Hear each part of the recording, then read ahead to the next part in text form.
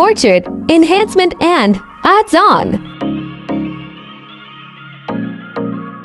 So, for today's video is another tattoo session, and ito ay isang regular client ko na rin, and ito yung ginawa ko sa kanya. Then, nag-chat siya about sa tattoo na gusto niya ipaayos or cover up. Kasi gusto ni ma'am talaga yung maayos pa yung tattoo na portrait niya. Hindi naman totally tatakpan. Ayusin lang kung kaya pang ayusin. So, sabi ko naman pipilitin kasi may mga part naman na adjustable o pwede pang ma-adjust para may makuha-kuha yung tattoo niya o yung portrait ni ma'am.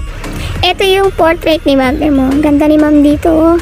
Ang ganda ng pagkakangiti. Then, ito naman yung nagawa ng artist. And big respect and respect sa unang gumawa nito.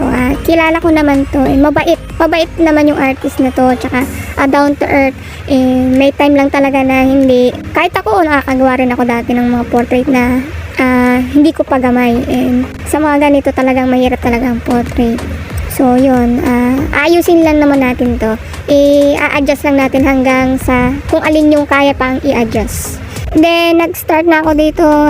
In-edit ko na ito bago pa sila dumating. Kaya, i-stencil print ko na lang sila para ididikit na lang. Gumawa ko ng maraming copy ng size kung alin yung sasakto sa braso ni Sir.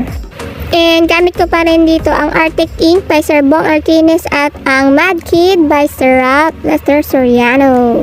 Then, nung makita ko ng personal yung tattoo, 1 month old pa pala to. So, hindi pa to totally healed. Kaya pala may mga silver skin pa dito. Usually, hindi ako natanggap ng mga ganito na wala pang 3 months to 1 year. To 5 years. Kasi mas maganda talaga mag-cover up o enhance pag luma na yung tattoo or 5 years up, maganda. Dito kasi, nandito na sila. Ano pang magagawa ko? So, dandahan na lang yung gagawin ko dito. Kasi sa loob nito, yung iki hindi stable. And masakit pa to. Dahil bago pa nga at hindi pa siya magaling.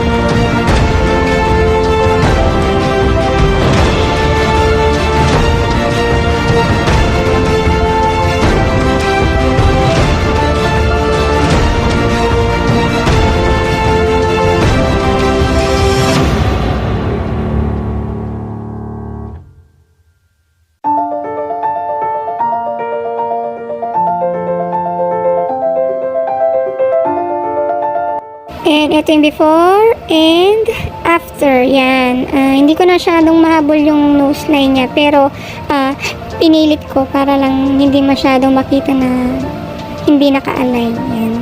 And inadjust ko rin yung size ng mata ng magkabila kasi medyo nagkulang doon. And yung kilay yan, binawasan at dinagdagan ko.